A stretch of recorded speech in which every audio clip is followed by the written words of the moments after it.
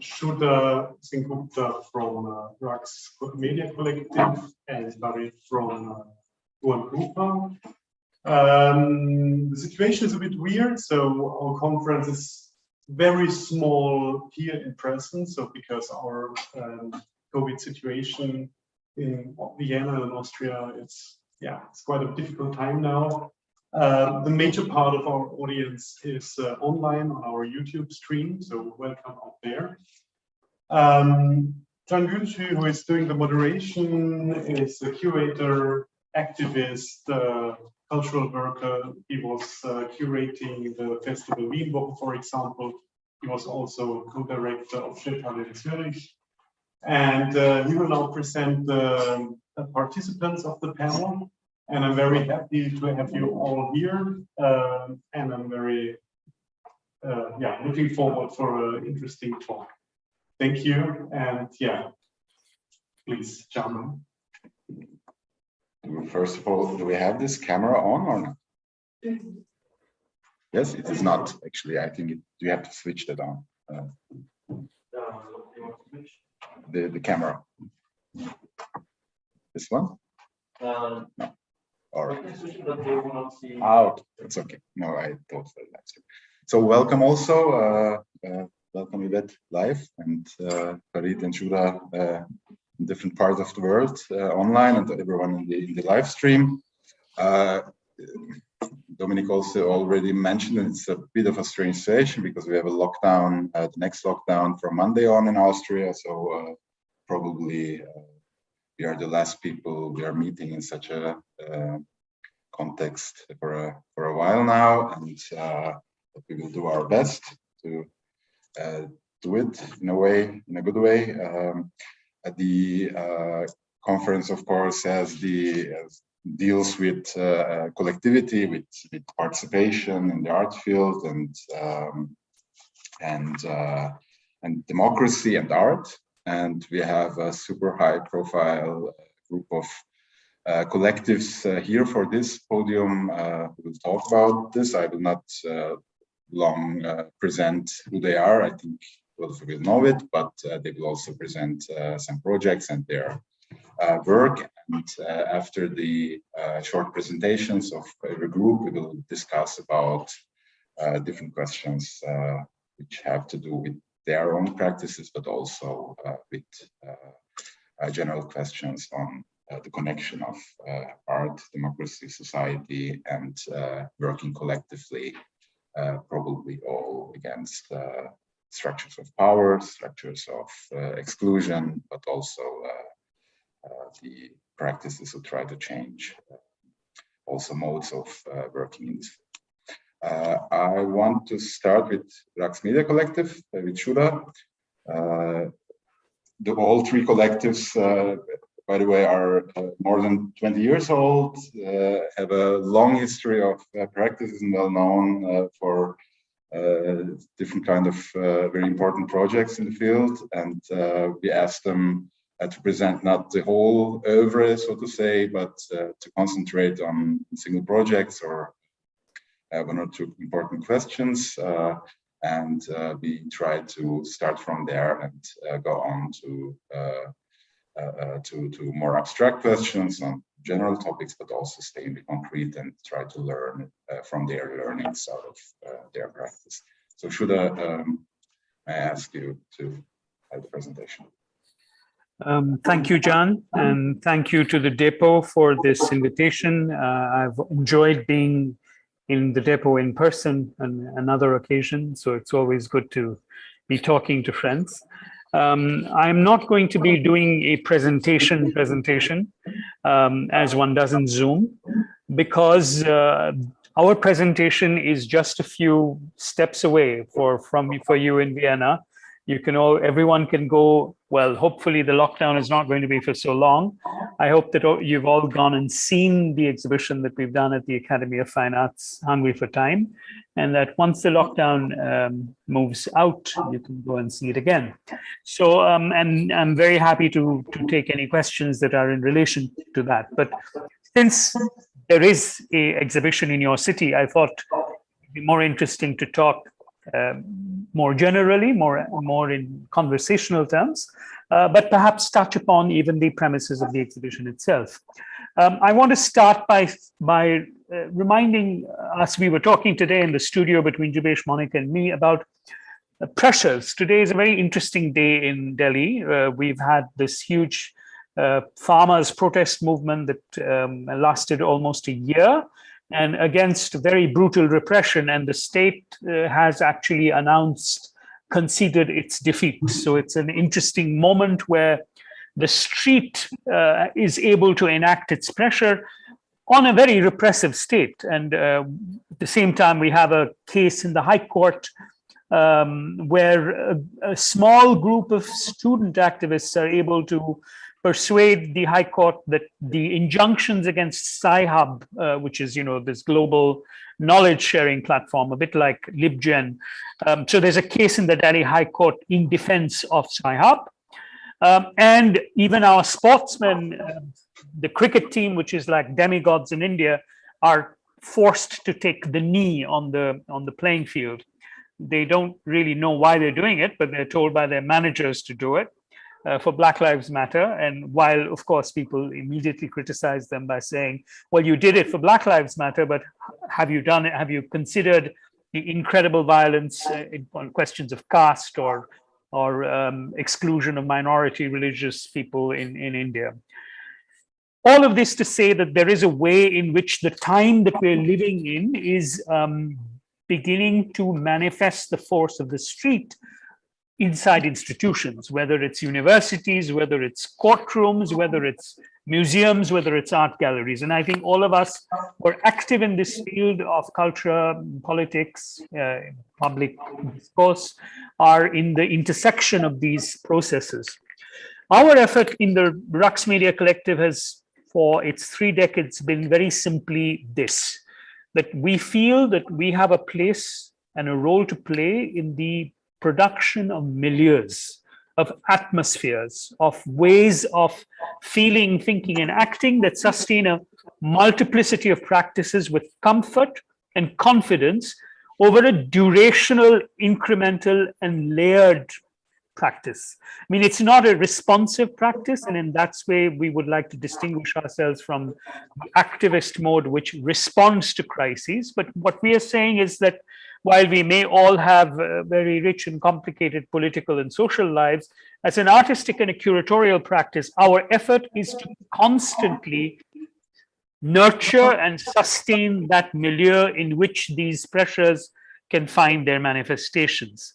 I know that from Ruangrupa's practice, you've been talking about how the legacy of the democracy movements fed into cultural practices in Indonesia.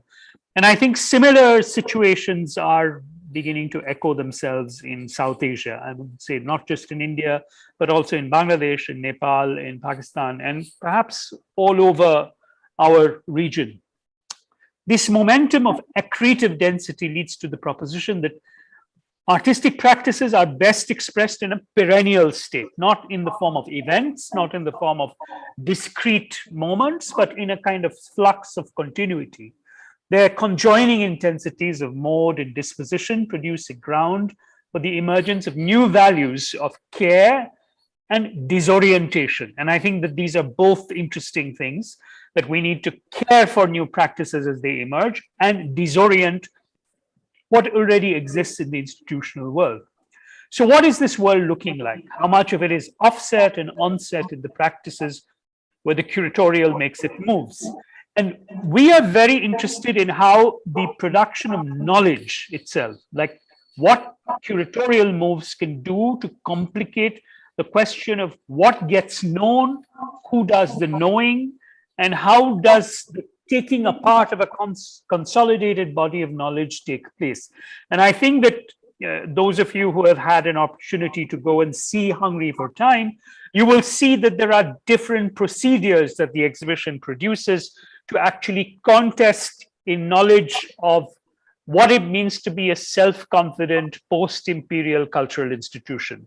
To say that no, these institutions have a different mandate now in the world, there are different demands being placed on them, and how can we as different forms of intervention, as actors, as protagonists in this field, express the making of these demands and the response to them.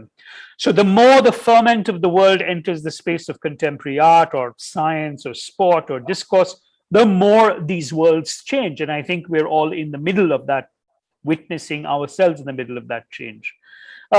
We have always thought that the most important thing is to change the threshold, to alter the threshold of who can enter this space. This was an important part of our practice at Sarai, the place we founded in Delhi for over a decade, where we said that the production of knowledge and a claim to intellectual presence can be done by people who are school dropouts, people who never went to university, by pensioners, by people marginalized in the production process who are working people and so on, or children and teenagers.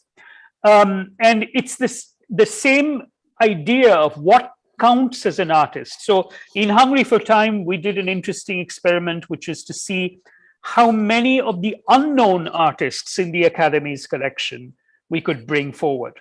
How much of the plasticast collection, which were teaching aids, not works of art, but produced as modes of representing bodies, often of laboring people. So the plasticasts in the Academy of Art were often of poor or laboring people, and they became the stand-ins for classical art. So to consider the making of the plasticast itself, those who made them, those who posed for them, those who were represented through them as a kind of interlocutor to the framework of classical, self-conscious 19th century high bourgeois artistic production. And finally, this business of creating a curatorial fabric where the curators don't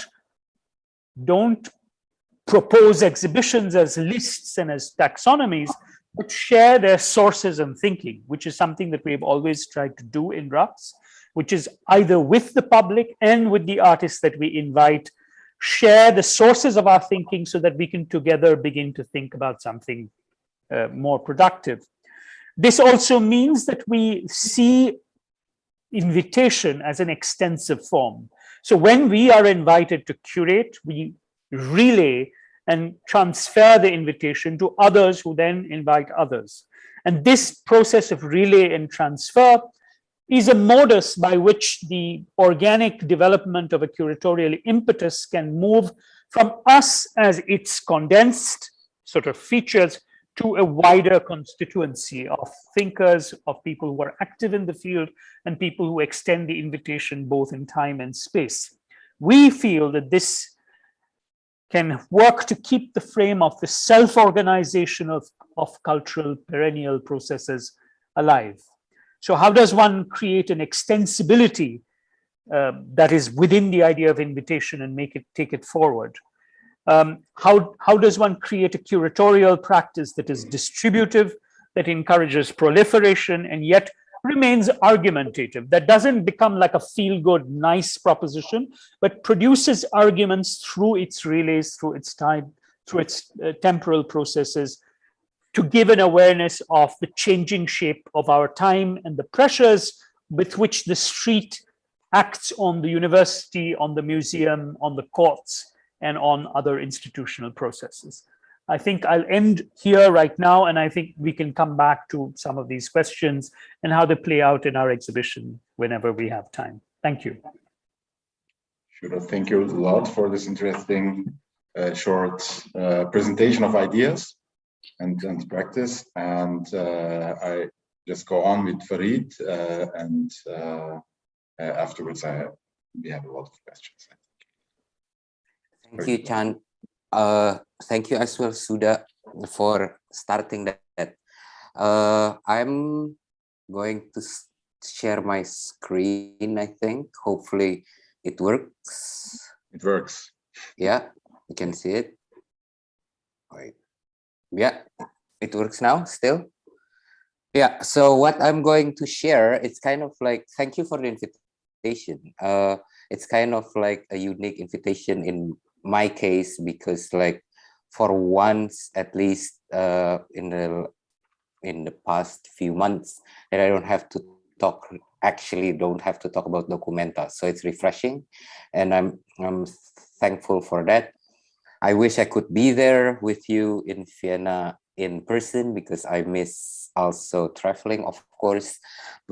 But yeah, this is the best thing we can do for now. And congratulations as well for Rux for the exhibition. I wish I could see it before it ended, but we'll see. What I'm going to talk, I think there are certain things that continue with some of Suda's points before.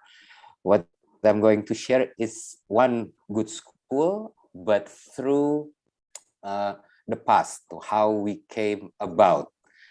This is in like we initiated or co-initiated, established good school together with two other collectives in Indonesia in the end of 2018.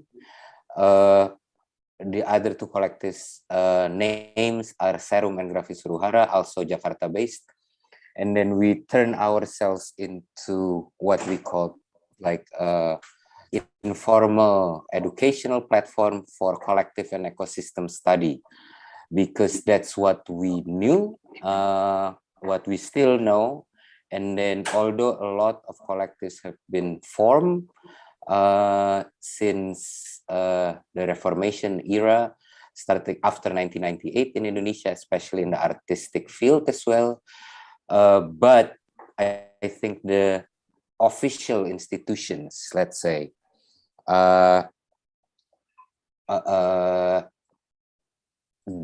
still up until now, I think it's starting to change, but still don't know what to do with it. Like, for example, there is no collective study at all in the schools, in the formal schools, that artistic or even other creative, cultural, etc., economical, legal schools in Indonesia. They don't look into collective as a mode of operation. So we're saying, like, although there are many interests in it, a lot of people practice it, but like as a discourse, it's not, it hasn't been talked about enough, let's say, sufficiently. And then I'm just like going to pass through the thing. This is the property we used for Good School. We own it collectively, although it's not legally, but at least culturally between ourselves, we figure out a way to own it collectively.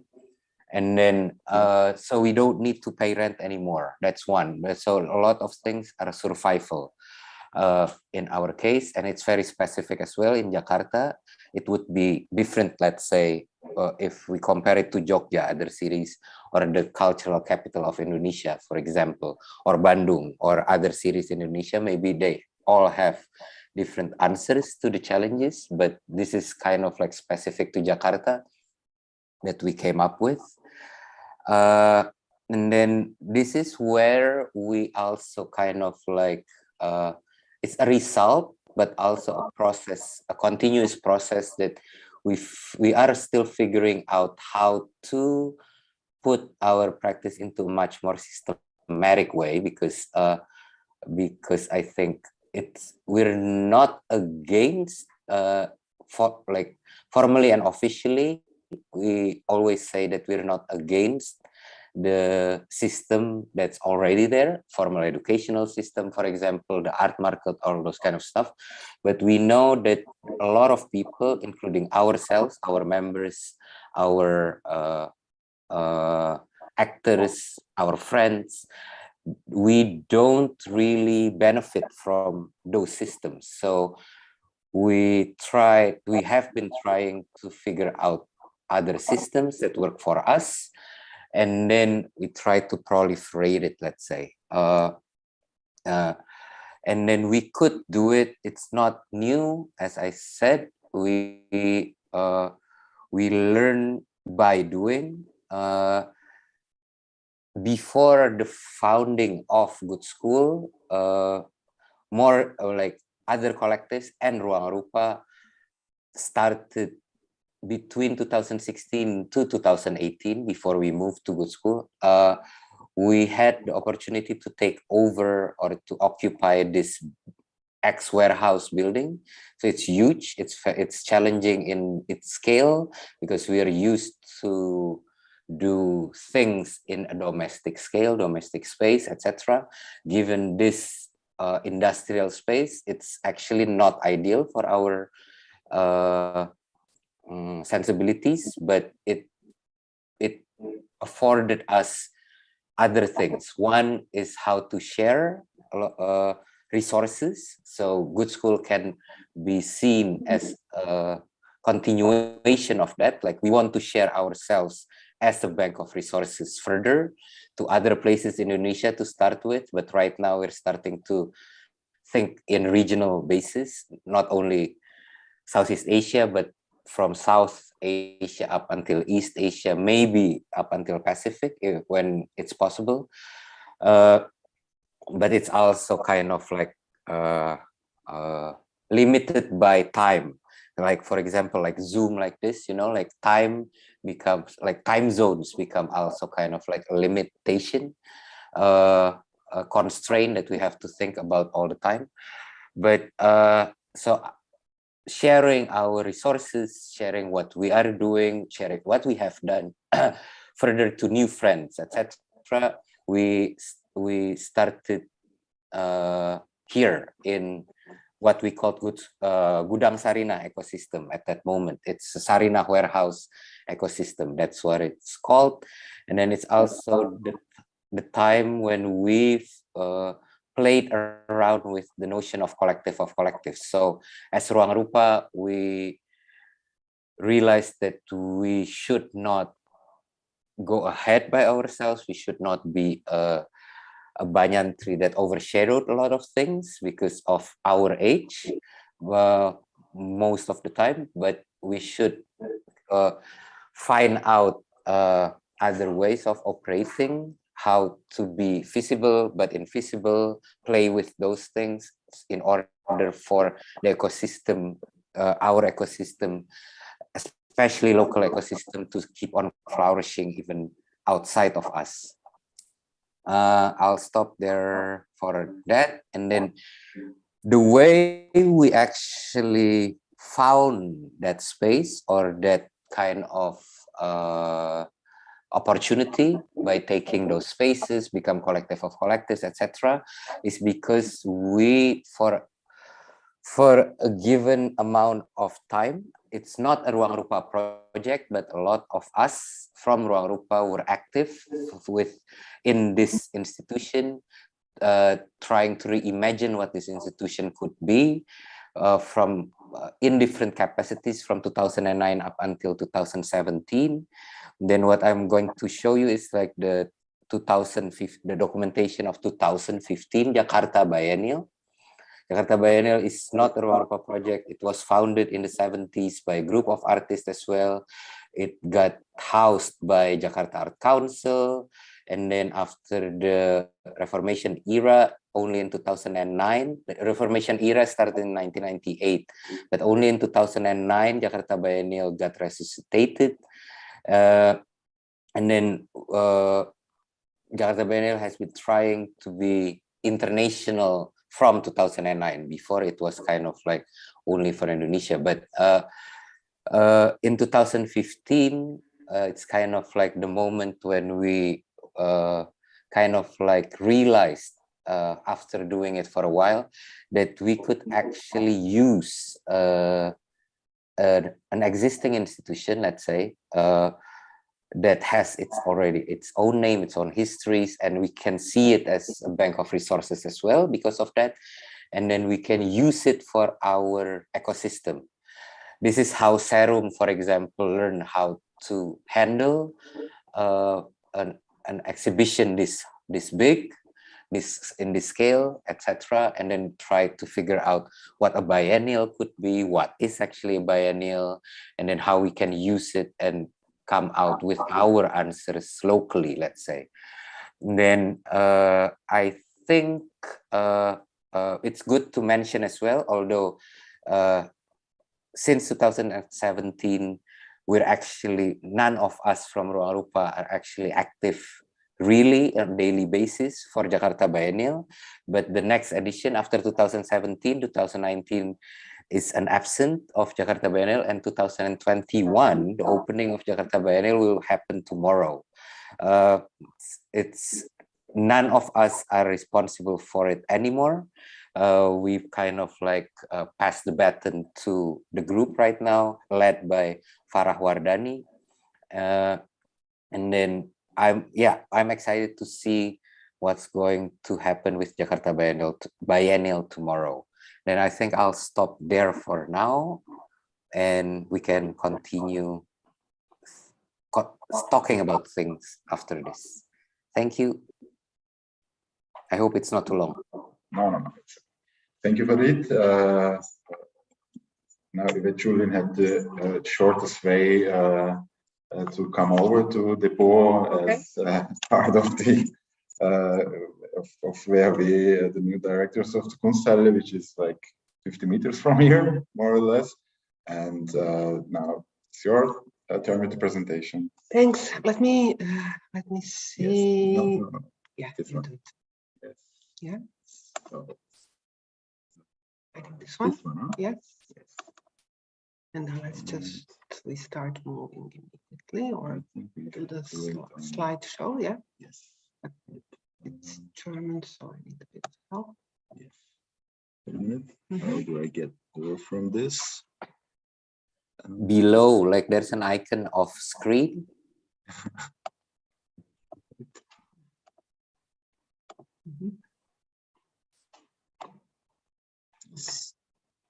Wait, sorry. Wait a minute. Let's move this one. I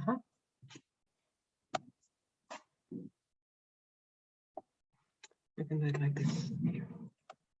Somewhere here. Yeah. How do I get rid of this? Okay, let me give it a try. Wait for like usually it goes really. No. No. Sometimes it wants to become. No, it's okay. Then yeah, sure. It doesn't matter. We see the diagram and up its title of the exhibition. So I mean, as John already mentioned, WHW, What, How, and For Whom has been working together for 21 years, 22 years, out of which 17, 18 was mostly in Zagreb in the context of former Yugoslavia, of course with many international projects, but we were really based in Zagreb and we were running a space in Zagreb. And situation with directorship of Kunsthalle is also very new for us as a collective, because one member of the collective, Ana Devic, decided to stay in Zagreb and continue running the Gallery Nova, which is a small non-profit space there, and WHW Academia, which is an educational program for young artists that we have been running for several years now. And three of us, Sabina Sabolovic, Natasha Ilic, and me, we applied for this job and got it, which I think it also shows quite progressive cultural policies of Vienna, that they put in the public call that collectives can apply. And yeah, I mean, this is how we have even decided to apply and got this job. So I will today focus on this transfer towards Vienna and what does it mean for us as a collective to run an institution. So more on this very recent work in Vienna on what we do in Kunsthalle. And I'll just briefly show examples of two exhibitions that are a part of the Kunsthalle this summer. One of our main goals as artistic directors is to build up on historic and contemporary cosmopolitan character of Vienna. Vienna is a very cosmopolitan city. There is currently 40% of the people living in Vienna are of migrant background, so they were not born in the city. And we feel that in a way, artistic institutions, programs of artistic institutions are not necessarily reflecting this fact.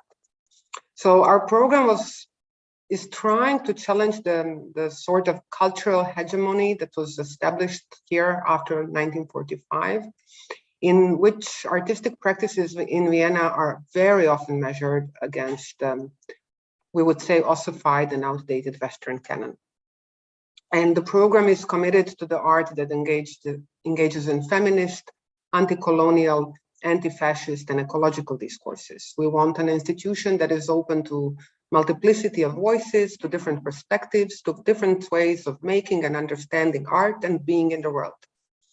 And to achieve this, one of our programmatic strategies is that we invite many guest curators with different geographical, different historical perspective, completely different body of knowledge than ours, to create projects that are rooted in Vienna, that are kind of grounded in Vienna or reflecting Vienna's, but that are actually coming from their own unique perspective. So today I'm going to really briefly, go through two exhibitions that were actually happening at the same time in the museum Quartier, that is main space of Kunsthalle, this spring and summer. This first one that you see on, at the moment on the screen, and you don't see the title, it's Manush means human, which is Manush is in Romani languages. And this was the exhibition that was curated by WHW, by us. And then I will also just quickly go through another one that was curated by Miguel Lopez, curator from Peru. So Manush means human is an exhibition that was done by collective, our club collective. That is a very loosely organized group with no fixed structure. Its core is a number of activists and artists that are, most of them, but not all of them, based in Hanov, which is the biggest Roma settlement in Czech Republic.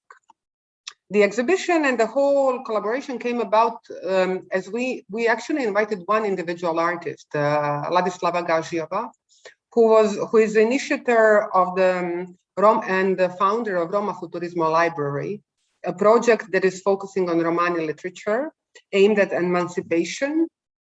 And she has then invited the Roma Association, Aver Roma Association, and Aver actually means different Roma, to work on this project. So in a way, exhibition for us was also kind of experiment or kind of manifestation of a radical hospitality, because it is very different to work on an exhibition of an individual artist and very different to work on an exhibition of a collective that is actually informing and a negotiation as they prepare the exhibition for this particular occasion.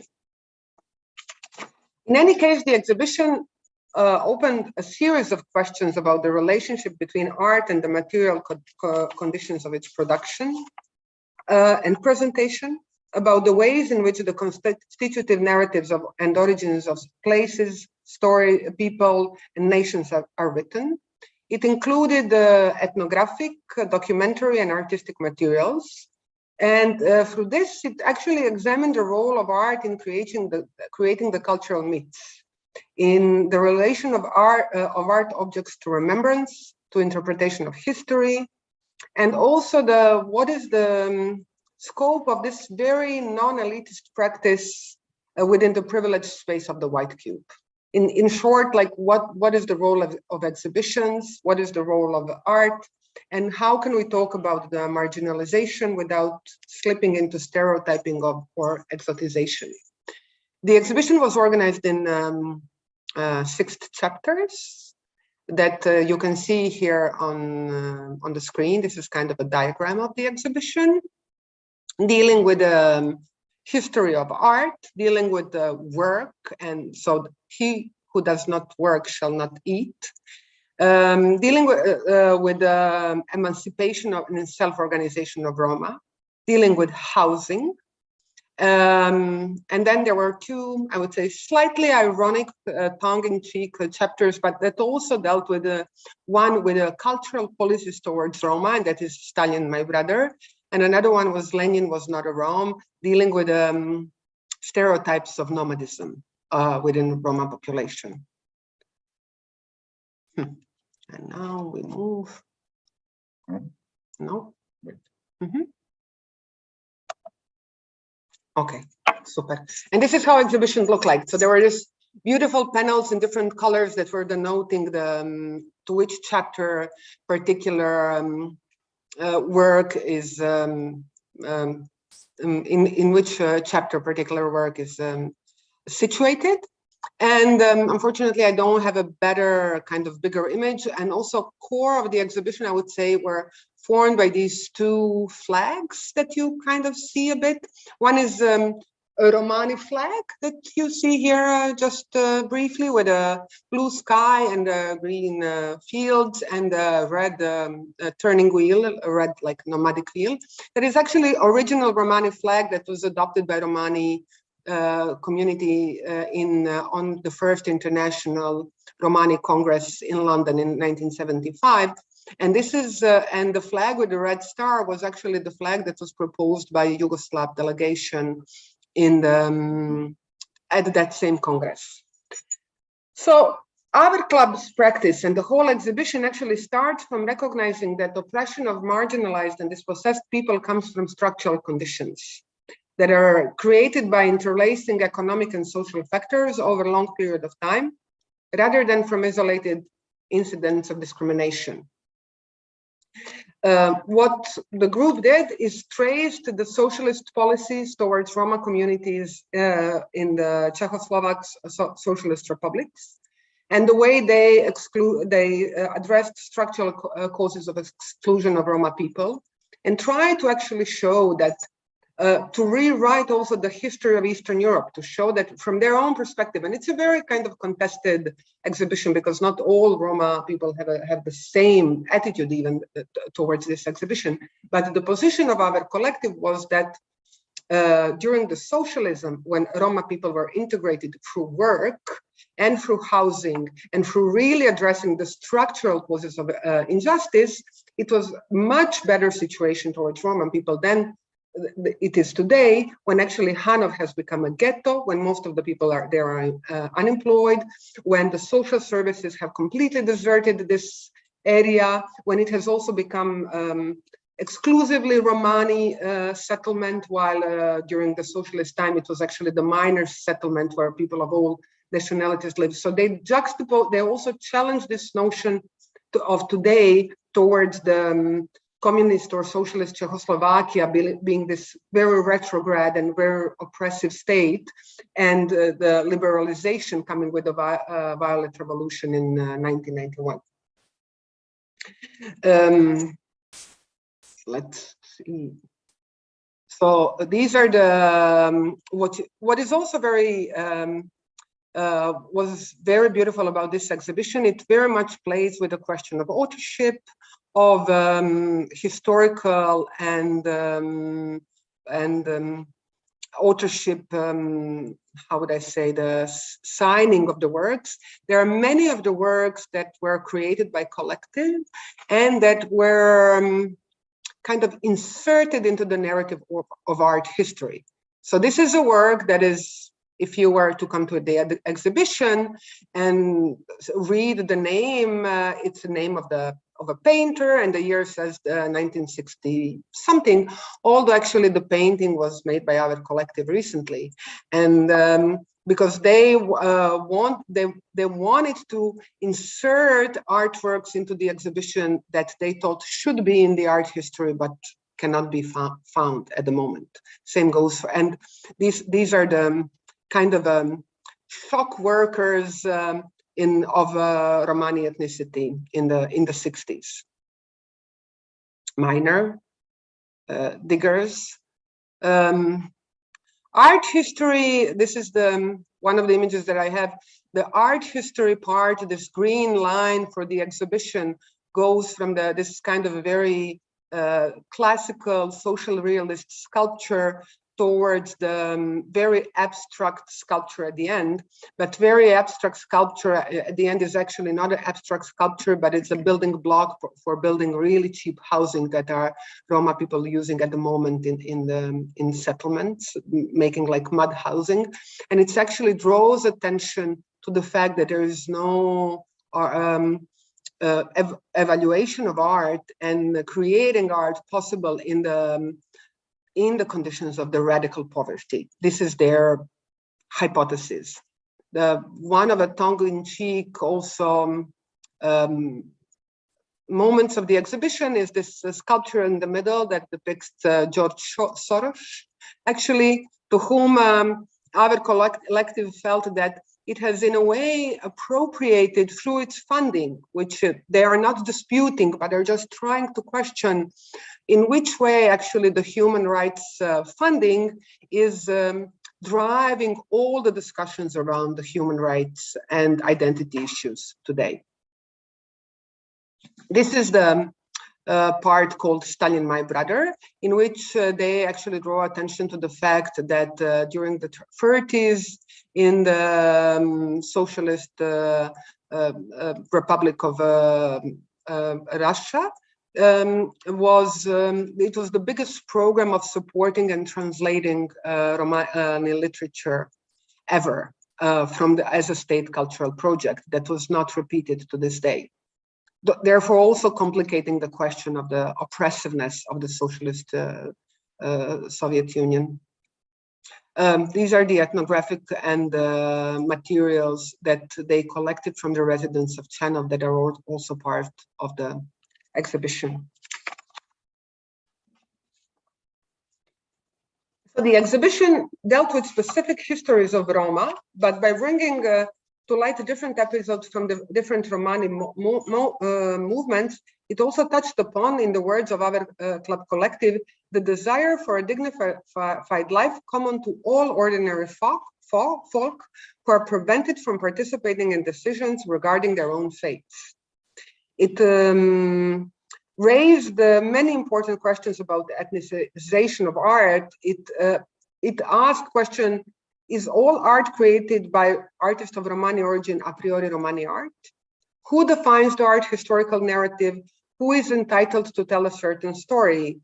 Who and what is exhibition capable of in challenging these questions? Yeah, okay.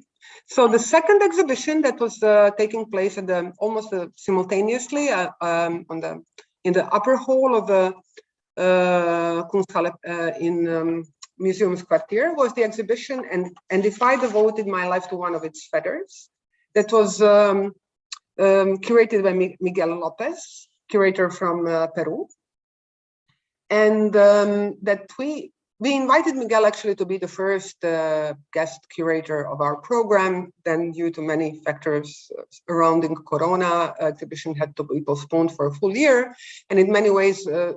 Quite a few of the works that were in the exhibition also reflected this year of pandemic and what happened when the exhibition was postponed.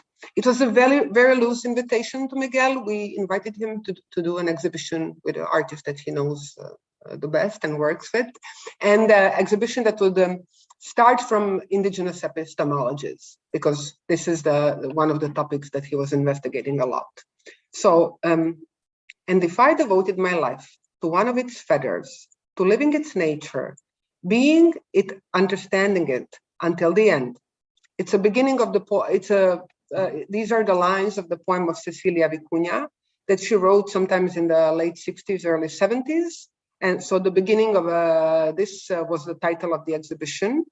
And her poem was calling to weaving aesthetic and spiritual threads between the human and non-human entities and worlds, and and also pointing to the fact that knowledge is not something that one owns or has. It's a connective tissue that binds us, human and non-human, together.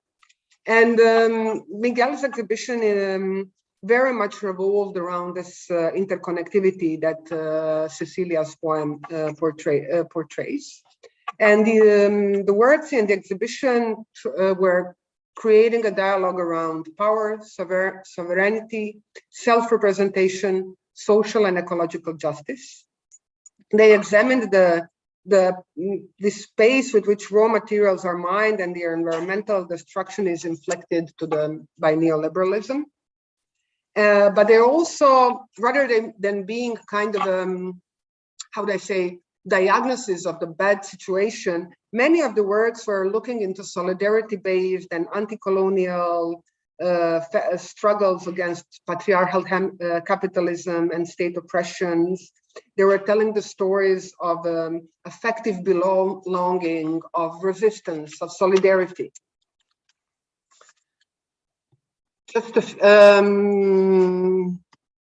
exhibition opened up with a work by Babi Badalov and his installation Mother Language, that in a very poetic way actually explored in which way language is often used as creating the notion of other, especially towards the Southern and the Eastern subjectivities. And in the upper hall, when you entered the exhibition, so this was in the entrance of the whole Kunsthalle, Babi Badalov, and in the entrance hall, when you entered the hall of the exhibition, the visitors were greeted by Victoria Santos Cruz 1978 filmed performance, They Call Me Black, Me Gritarán Negra, that in a very rhythmical way was actually providing a soundscape to the exhibition and entering the exhibition. And above her, you can see the work by Sophie Utikal, that is work on textile called The New World is Coming from 21, which depicts taking a way down of the racist sculpture. And on the right, you can see the Santiago Yaruhami, the series of works that are dealing with a question of indigenous community fighting the COVID pandemic. And it's one of the works that was in a very negative and racist way actually reviewed by the Viennese press. And we can maybe touch upon that, also the reception of the exhibition a bit later. These are some of the kind of totals of the exhibition. Here you can see work by Patricia Belli, by Castel Vitorino Brasileiro, and Jim Denomi, American indigenous artist, that is showing the standing rock, painting is showing the standing rock situation. In the middle, it's a burned quipu by Cecilia Vicuña, one of her famous quipu that is actually referring to the burning, to the fires of the Amazon forest of the last few years. And just to be kind of, these are some of the other images of the exhibition. I want to just close with two works. This is Zapantera Negra, a collaboration of artist collaboration that brings together Emory Douglas and Zapanteras, that is putting together the images of the Zapantera struggles in Chiapas and the struggles of Black Panthers in America in the 70s, and very much situating it in a contemporary moment, rather than really looking back towards and bringing the knowledge, the visual language, the expertise, the passion of Emory Douglas's designs for the Black Panthers to the contemporary struggles. And across the whole, there was a installation by Stodelat, Russian collective, that was called The Map of the Slow Orientation in Zapatism. It was a work that very much referred to Zapatist struggle, but not by depicting it, but more like talking how in the very bleak situation of Russian political oppression, one can take methodologies and approaches of Zapatistas and appropriate them and make them its own in the struggle. And yeah, I would maybe close with this, except to say that we were very happy and how these two exhibitions in a very different way actually approach what way to deal with the questions of minority and identity politics in Vienna. Thank you, Yvette. We had three very different presentations, which is quite good, actually, I think. And I was thinking, so how to start in discussion about this, and noted some spotlights for me from all three presentations. Showed us production of atmospheres, and production of atmospheres for nurture and sustain the marginalized, but also those who self-organize and protest. Verlieds create kind of collective ownership and share resources, and that's radical hospitality within the present structural conditions of the society. And these are very big words probably, and have to come from that to a concrete idea about the world we want to live in is not that easy, but we can try to find some solutions, because I was thinking also during the presentations, of course, we are working in institutions or in the art world or in society, we do. And this world is not based on collectivity, is also not on solidarity, I would say, but we try to find kind of modes of solidarity and collectivity in a smaller scale in our works. For me, it would be interesting to open up with a question to all three of you about really the modes of collectivity you are in, not only the question how to bring people to participate in the projects and the spaces you create, but also how do you work within the institutions and within the collectives you are working in to so to say, distract the modes of so to say, the conservative or the classic, the hierarchies, and so on, and to have an idea about a concrete, all by day by day working practice. Is the question clear? What I want to know? To all of you, Shuda, maybe you can start. Your microphone. I know. We have this, I think this question of modes of collectivity is an interesting way of thinking about both different kinds of time frameworks. And what's interesting is that in both in Ruangrupa's case, the production of the good school that takes a long time to unfold and create its program, in a sense, creates a generation. And I think that was a really remarkable thing, that we all witnessed the creation of a generation in Jakarta, Yogyakarta, and Bandung, and that could not have happened without these structures of kind of ephemeral permanence that you produced. Or that one takes the idea of a forgotten history and re-examines it, which was clear from the exhibition that Yvette talked about with looking at the Roma. So bring a history into the spotlight which had forever been marginalized, and look at everything else through that prism. That's an interesting possibility. So we have to now see the history of Eastern Europe through the prism of the Roma experience. In our case, what was challenging in this particular exhibition in Vienna was to read something into a collection. How do you read the things that a collection is silent about? Every collection is also a collection of silences and of evasions or of reticences or of things that it doesn't want to talk about. And even in how it presents itself, it wants to see itself only in one way.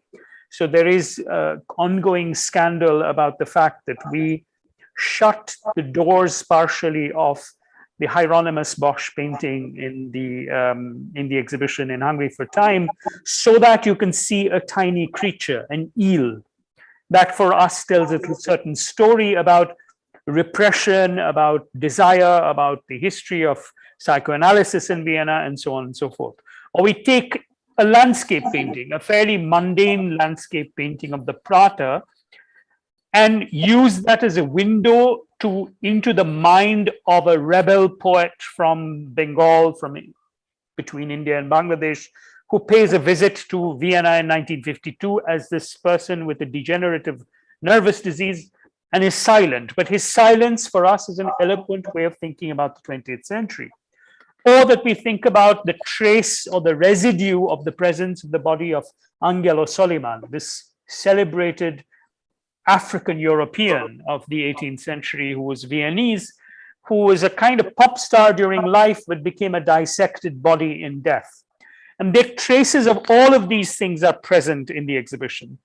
We can juxtapose what happens with Angelo Soliman with what happens with the dissection of human bodies in Asia, in South Asia and India, which is always a caste occupation done by the former untouchable caste. And there's a remarkable series of images of mortuaries by the photographer Arun Vijay Madhavan, which kind of makes a case for thinking about racialization within European history through the prism of the caste experience, so that what it's called decolonization then becomes complicated at both ends.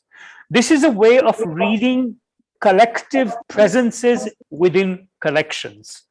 And the other way we do it is, of course, by extending invitations. So we ask the Discursive Justice Ensemble, the artist duo Splice, to look at the collections of the Academy of Fine Arts and produce a kind of seismic tremor, a disturbance, so that flower paintings become a way of talking about the persecution of witches and women in European history, or the movement of Hieronymus Bosch from one space to another becomes an index of the tremors inside a consolidated cultural collection. That's one way of thinking about the question of extending the logic of the invitation from the curatorial modus to other authors, to other agents. And I think that in all three of the presentations, you see that logic of extensibility, of saying, this doesn't end with something coming to me. If it comes to me, it becomes an opportunity for me to open up the conversation. That's a shift in curatorial practice. That's an interesting shift, where it's not the consolidation of the master impresario of the curator, but the curator as a kind of transmitter receiver who is responding to signals on the streets and in society and offering echoes, bringing in other voices into the conversation. I don't know. I mean, for us, I mean, the question of collectivity and how it's negotiated now has become, I'm not really sure that I'm, also because of Corona, there were, I mean, these 2 years that we're here are kind of really condensed. So I didn't really have time enough to reflect on the whole process and everything. But what I can say is that what, how, and for whom, you know, what is actually really much easier to implement, I mean, to change the program than how to really transform the institution or to work on the institution. And how, I mean, and also because we're a small collective, we were 4 of us, like a bit of a shock workers, and then we would have a couple of more colleagues working with us, and there was always a lot of self-exploitation involved. No? And now, I mean, when you have a large collective and group of people, the how becomes much, much more complicated. No, there are a lot of things that need to be negotiated, figure out how does the institution, and I think in Austria, people are so protected, and it's such a good social state that there is really no worries about that we would kind of, that people will not be treated fairly. But also there's institutions kind of tend to ossify and do their things always in one particular way. And these ways are not always the most conductive to, you know, working with certain types of art.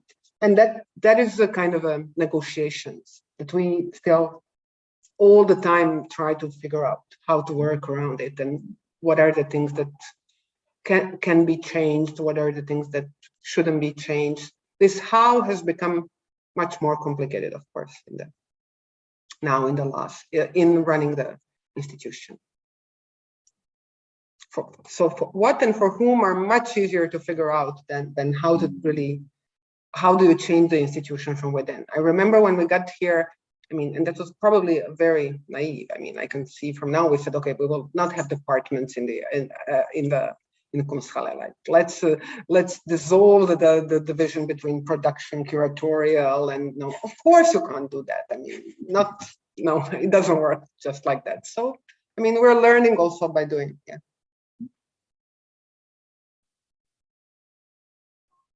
Yeah, maybe if I can continue this for us, we just hope this kind of like this this interest about collectivity, because for us it's good to show as well, and then to learn that, as you said, like all these three, at least the ones that's being here, we share similarities, but there are a lot of differences that makes the notion of collective rich, like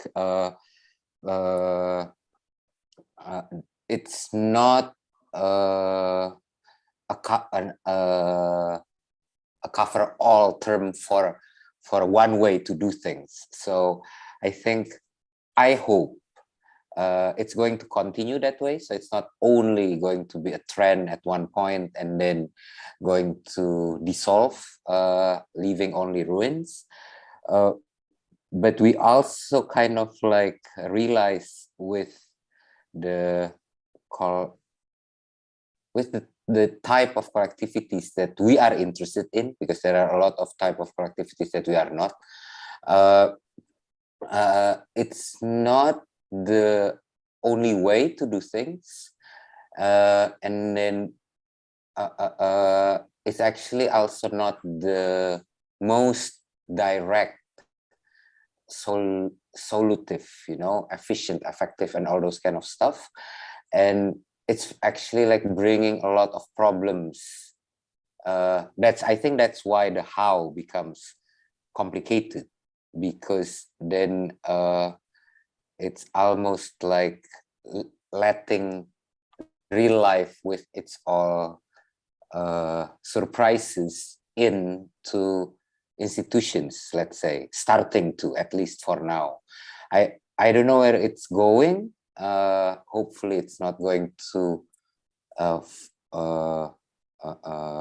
like fire back to us, because every one of us have been building something throughout the years. I hope, like, this is maybe like come up to my question. It's much more question, like for RAX and for WHW, it's like I'm just like curious about the importance of where you're working in and how you deal with it, because you've been dealing with it like moving context, being a planetary player in different contexts, and you always can come up with interesting strategies. I'm just wondering, how do you do that? Let's say, maybe it's also different from both of you. I'm just like, I just want to learn from you and curious about it. Thank you. So where's the question, actually? It really depends. I mean, of course, on the place. Here in Vienna, we know Vienna. I mean, Vienna is like a capital of Balkans in a way, for good and for bad. We were the colony of Vienna for like forever. No, Zagreb is like a tiny Vienna. Culturally, I think Vienna is, for me, who is coming from the coast of Croatia, less different from Zagreb than it's from Split, which is very Mediterranean. So we really kind of know the context here, and we worked before here, so that was different. Of course, you don't know the city until you really start living in it. So in that respect, of course, we are still learning about it. But when we did things, in general, we tried to do things which are long-term projects. When you go somewhere, that you give yourself time to research about the space and place where you're going. But also we always somehow, and this is, I think, how all four of us found each other, we always start from the Balkans, which is kind of this strange, crazy laboratory of utopia and then conflict, which was very violent, and from our own experience where we're coming. And then we try to actually use it as a symptom and look at it, which are the parallels to the projects that we are developing elsewhere. And there are always, I mean, parallels. And things that are developing in a very similar ways throughout Europe. I remember when the war in the 90s was happening, a lot of theoreticians, including Boris Budin, were writing how the Balkans is a laboratory of what's going to happen to Europe later on. And unfortunately, it's very much true in many respects. So we, in a way, always start from this very grounded local experience and knowledge of former Yugoslavia. Yeah. Should you want to say something about the question too? Mike. I think we all learn from each other's histories and each other's presences. I mean, we as RUX, we consider Ruangrupa, WHW to be our kind of comrades and fellow travelers pursuing different paths in different directions, but under the sign of complicating the narrative of how culture and artistic work gets produced, not through the individual genius, not through anonymity, but through dense networks of long-term interpersonal conversation and work. I think Farid talked about the idea of the collective of collectives. That's already present in the world. We are all, in a sense, participants in different ways of this collective of collectives. And I think of it even beyond the question of contemporary art. It's something that is of the moment in contemporary science, which is entirely a collective-based endeavor, which is why the thresholds of knowledge in science and how knowledge is produced in the laboratory is such an important fight, for instance, against the domination of intellectual property. So I think we're all in that moment. I presume that I'm not sure. I think, Farid, you don't have to worry. There will not be a ruin. I'm not saying there will be paradise. I'm not saying there'll be utopia, but I think that this is a matter of fact situation. This democratization of cultural and intellectual life is the milieu of our time. This is something that we will live in. It will become more general. It will cease to surprise. I mean, whenever we do a show, I'm sure you've had this experience. There's always some critic who asks this question: how do you even function as a collective? I'm sure you get asked that question, right? How do you deal with disagreements? How do you deal with, I am tired of giving answers to this question in the interview, because for me, this is a condition of life, right? So it's not a special thing. And I'm sure that as time goes by and as the questions that artistic processes consider are more complicated, they will invite more complex responses, which will be not singular, not individual, but dividual, multiplied. I will start by this question, how, again, in two different ways. The one way is like, Shura, you said it in the beginning, this connection between the street and the protest and the organization and the self-organization and the work we are doing. I think a lot of that also, as you showed the human exhibition, I was thinking of the Romani exhibition in the Venice Biennial 10 years ago, which was not part of the official part of the official biennial itself, but was organized probably with the funds of Soros. I'm pretty sure back then, and we all, I think, in this specific field we work and live in, see the change of the generation. We see that not only a small festival I was directing can have a collective a group of directors, but also one of the biggest cultural institutions in Vienna. So it's not even a big sign of progressivity of the cultural politics, but also of a change, because the world is changing. My first question to that would be like how to not only invite people within our projects and institutions and spaces we create and so on, but to have to reach people outside who are not within these institutions, are not coming to biennials, who are not seeing the museums and the artworks, which have a lot to do with their own lives and political practices and so on. And after that, I would add another question to that, I think, or maybe I do it now. The second part of the question would be like, because we talked about sharing the resources, and as a person who is not only active in the cultural field, but also politically, in a way, the biggest question is like how to have a possibility to have access on the resources of the institutions, which are, so to say, the friendly ones. The friendly ones, the access to the, so, and as one experience, I was working in a museum the last years, and the question was not like, can we represent certain groups or their artistic work or histories and so on in one exhibition in the museum itself, but can we share, for example, a physical room within the museum exactly for that groups who are represented in such exhibitions once a week?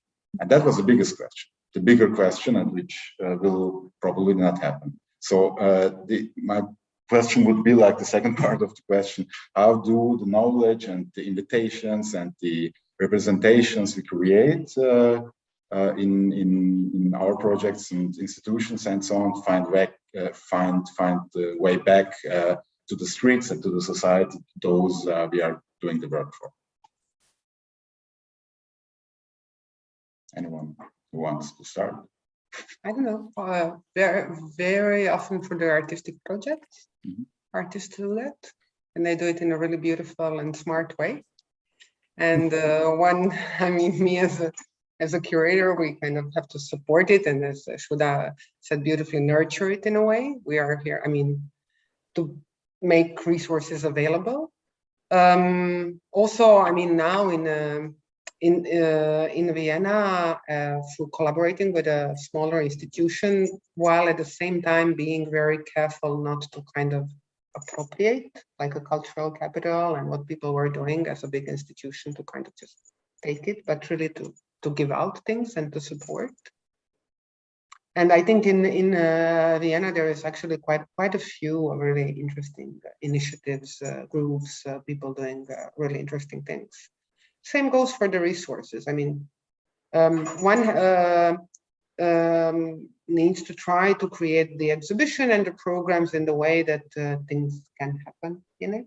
We try to do it. Sometimes it's possible. Sometimes exhibition actually looks like that you can't really let people in, but we really try to create possibilities that the exhibition is all the time the live, live space, that it's not just a, objects. Yeah. I'll just begin by saying that I think all institutions, whether they're museums, whether they're academies, are, it's too simple to see them only as the instruments of power. They are located at the intersection where knowledge and power want to present themselves, but they're also constantly subject to the pressure of the demos, of populations. I've often felt that there is one history of museums and biennales that goes back to the great expositions and the world fairs, right? Everyone, like many curatorial history courses, say that biennales have this relationship to the world fairs and the production of like a capitalist image of the world. But there is also, interestingly, another history that gets overlooked, and that's the history of the festival, of the people reclaiming joy and celebration. If you think of the Artists' Federation of the Paris Commune and their debates about what to do with museums, right? It's fascinating because the idea that the public museum is a public good, that it's a democratic cultural resource which is open to people to think about themselves, that they see themselves in the museum's collection and not just as people who are left outside the processes of culture. So that's a very important thing for us, that this question of the threshold of entry, who gets to be an artist, who gets to be a critic, who gets to be a visitor, who gets to interpret a collection. If these things change, like what I am struck by in Yvette's presentation is that it is a possibility to rethink the history of Europe through the prism of the Roma. Usually it's the other way around. You look at the Roma through the eyes of the institutions of state formation. But I think what's interesting in your exhibitionary practice is that it's the experience of the Roma people that becomes the lens or the optics through which to view Europe. So it's very similar. I mean, I think there are similar processes where you invite into the exhibition intelligences and interlocutory presences who are not necessarily, who have never had the mantle of expertise. We once did a series of, we once did in an exhibition that we did at the National Gallery of Modern Art in Delhi of our own work. It's kind of an unretrospective exhibition of Rux.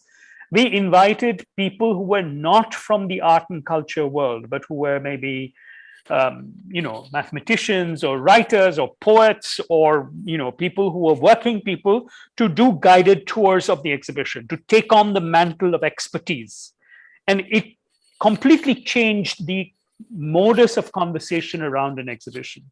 So I think that if we give interpretative power, if we extend the invitation to those who have customarily been the audiences, but to make them authors and interpreters of cultural material, then we are already shifting these gears a little bit. And that's, I think those are moves that we can all see being made, where the authority of the artist intellectual becomes a kind of shared space where many other people claim authorship, put their signatures on the interpretative gloss of a museum.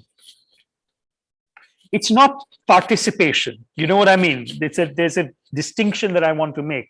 It's not this so-called participatory aesthetic where you can sort of interact with work. That's not what I'm trying to propose. I'm proposing a much more fundamental move in a way. From my side, I think what I can add, because what Yvette and Suda has been saying is, one is the importance of time, but for us, there's also an importance that time needs to be understood deeper. So deeper time in not event-based, but longer.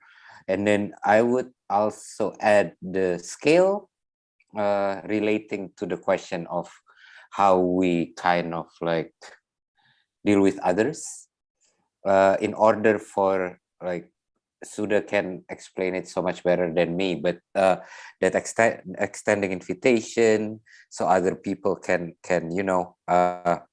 our ecosystem, that's how we understand it. Our ecosystem can understood our position and be part of it as well, because they're part of it to begin with anyway. And then the scale, I think if we're too big already, that's why I think a lot of us likes to keep ourselves small in scale from every appearance. That's why also it's really difficult for us. It was difficult moment for us when we took over the warehouse, because we were forced to be too big.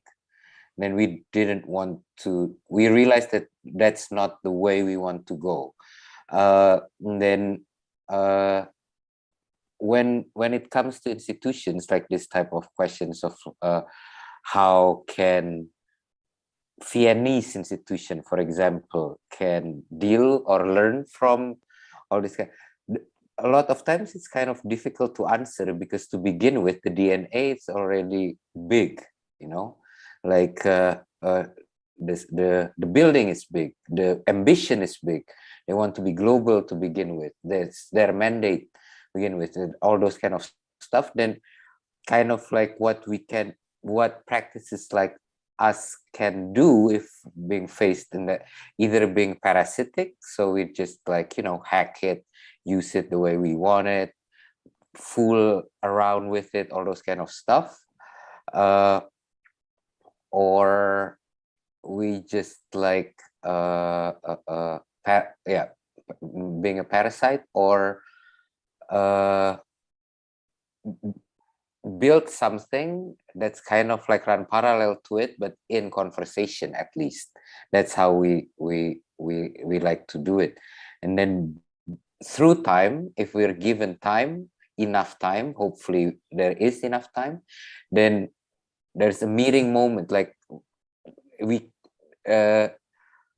they cannot deny that we exist anymore. And I think that's where maybe that's what Suda said as well before. This is the time that it finally happens. And yeah, hopefully we can create something useful even outside of ourselves, this collective of collectives, you know, outside of ourselves, people could take something out of it, change it, hopefully not only going to kind of like appropriate it, because it's already happening anyway, you know, but hopefully it's not the only way that it can be used, let's say.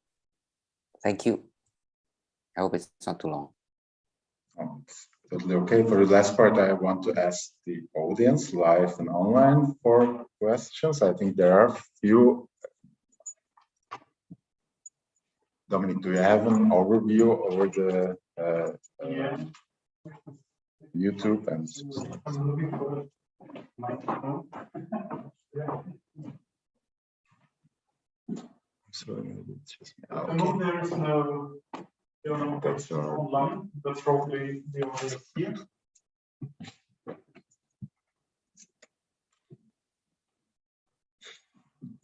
Martin? Well, yeah, thank you very much for all the Martin, insights. very short. Shuda and Farid, do you hear the question? Not really. Hello, you want to? Not very clearly. So you will have to repeat it for us. I will. Okay. Well, you know, my main problem is that I'm never sure whether art is the agent of choice for everything that rightfully we want to achieve, you know, democratization, involvement, enlightenment, you name it, you know, all the good things. And so my experience is this, it works a little bit better if not art is in the center, but something else is in the center, you know, a neighborhood, a street, a topic, a fight, a mission. So something that art and the non-art and the artists and the non-artists and all those people can focus on, while when there's art in the game and in the center, it always seems to somehow close down more than it opens up. But I say that with nearly exclusive work, CD in arts. So, you know, that's my, let's say, what I need to worry about. And I remember at Kunsthalle, at one of your openings very early, there was a sentence, I think Sabina said, if this is a house for the artists, this will be a house for the many. Mm-hmm. And I remember I heard it and I thought, oh, let's hope it's true. Because if it's a house for the many, it's a house for the many. You know what I mean? So maybe if it's a house for the artists, maybe the many do not feel as invited as if it is a house for the many in the first place. Should I translate or try to repeat the? No, it's not. I was taking notes. Farid and Shura, have you heard it, or should I repeat it? It would be good if you could repeat it. I mean, we've heard it in snatches. Yeah. All right. The question was like, or the Martin's point was like, if art can be the agent of choice for that things we want to achieve, or if would it be better not art is in the center, but topics, fights, neighborhoods, people, and so on? And with the impression that this kind of putting art in the center in fight, so to say, closes down more than it opens up. And at the end, he was quoting one sentence from a Kunsthalle opening. This should be not only if it's a house for the artists. If Kunsthalle will be a house for the artists, it has to be a house for the many, and will be a house for the many. And so to say, the question was like, if that sentence is there, if the many, so to say, feels like this is a house for them, if it's a house for the artists. Correctly, Even? All right. So. Okay, I can try again. In terms of the art in the center or something else in the center in terms of achieving things, I think political means we have to, political goals we have to achieve through political means, no? Art is here, art, no? And it can be, I like propaganda art sometimes, but I also like art that is not propagandist at all, like all different ways of looking at the world are actually important. And it's great that art is part of the political struggle, but it's really important to understand that it should not be measured by kind of the concrete achievements, because then very soon we make a circle towards the neoliberal measurements of efficacy, no? Which we are often asked to kind of, can you prove, why is art useful, so that it's kind of to prove a public funding or whatever. So I think these things always go kind of together in a joint struggle or development, or the way how the world develops. And in terms of whether Kunsthalle is house for the artist or for the many, we are kind of still hoping it can be both. Of course, the question is one that also Chan was posing at one point, and that we are all posing ourselves all the time. How do you get people who wouldn't necessarily and usually come to the Kunsthalle? How do you get them to come there? Well, that really depends. I mean, you create different kind of outreach and mediation programs. You hope that people will be interested in the subjects that are addressing them directly, but not necessarily always. You create, you try to kind of not have barriers in terms of prices, access. There are different ways. Sometimes you can also, I mean, there's a part in the interview by Our Collective, which was a bit criticized, where they said, oh, we think this is an exhibition for a typical middle-class audience that would come to Kunsthalle anyway. No, we have no illusions, but this is what we are creating the exhibition for, this audience that is not small. But I think we always, as curators, as cultural workers, now as museum directors, have to kind of not take it for granted, this usual audience, try to widen it up and try to see how to do it. But there is no clear-cut answers. But I do believe that you can have a house for the artist, so that the house is experimental, not necessarily only populist, and that still it can attract a lot of different people.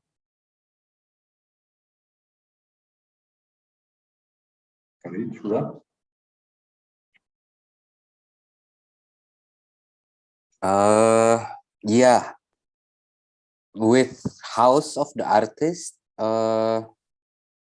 especially the one that has that long of a history, and then I think like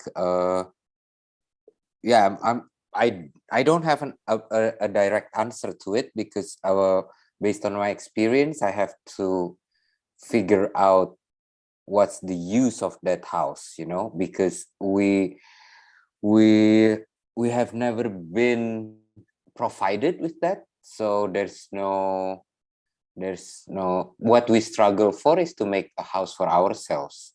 Then maybe in, like, you know, in the future, in the long future, maybe we become owned by others, and then this kind of conversation can happen with our case. But one thing is like that I can, this is maybe even too simple of an answer, but for us, if we're part of already an ecosystem, and that ecosystem is not only artists, for sure, you know, if there's an ecosystem that's only consisted of artists, I would be very scared of that, to be honest. But if we're part of the ecosystem and we negotiate with that ecosystem on daily basis, I think we would not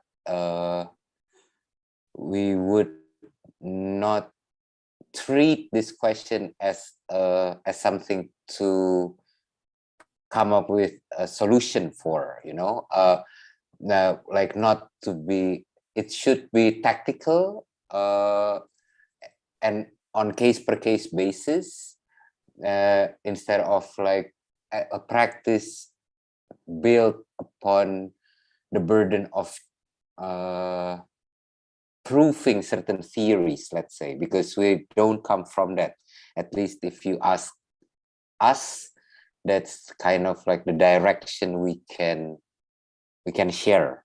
Maybe not the answer you need, but that's the direction we can share from our side with our biases, etc.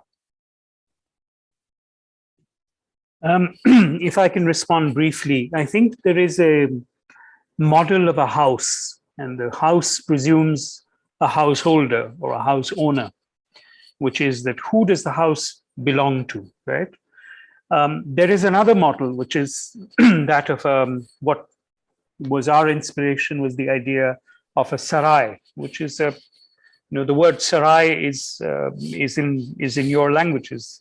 The city of Sarajevo came from the word sarai, which is like, it's a meeting point. It's a place where travelers from different journeys momentarily occupy space and time and have to produce the conditions of each other's presence. So it's, rather than a property claim, it's a tenurial claim, which is the way in which, let's say, nomadic populations or shepherds or people who work with livestock often move through territories. The land is not their property, but the land is something that they care for and use and hand over to others in turn. So let's not call it a house. Let's call it a station. Let's call it a terminus. Let's call it a junction point where different journeys intersect, some of which are of artists, some of which are of many different kinds of artists, not necessarily just one kind of artist. Some people may enter that building not as artists, but may exit as artists. I think that the building and the infrastructure, if it's viewed tenurally, can always be viewed as a space of transformation, where nobody gets to make the property claim. We've always, in our exhibitionary practices, for instance, in the exhibition that we've curated in Vienna, Hungry for Time, there is a large wall on which you see writing in a language that is spoken and written and read in Vienna. So a lot of people used to ask, you often ask me, what is that language? It is a language called Bengali. There are a lot of Bengali speakers in Vienna. It's just, their number is not small. It's just that nobody thought of them as addressees of the conversation. So the many, in this sense, the many in Vienna is the German-speaking person who is confident of their cultural history. But if we say that, yes, there's a lot for you here, there's a lot of stuff for German-speaking people to think about themselves, but there's also something for people whose mother tongue or mother language, as you reference, may be something other than German. And the difficulty of understanding that presence may be a part of the process of sharing the pasture, the commons, that is the space that we turn, that our occupation as curators of that space turns it momentarily into a commons. It may then go back to being the house of what is European modernity.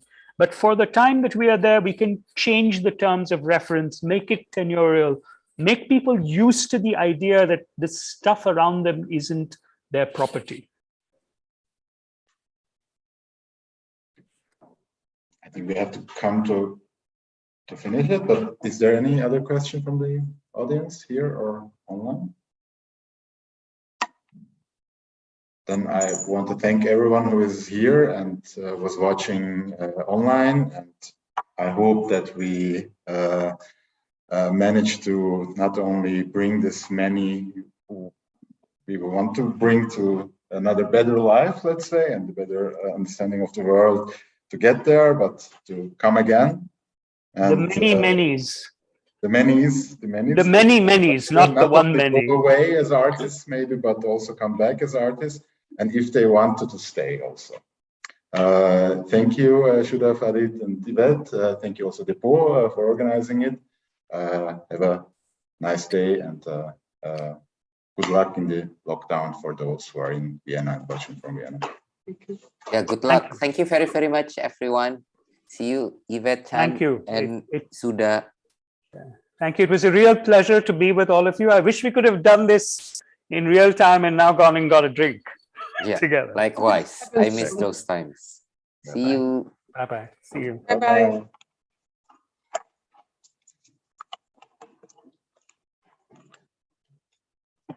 Well,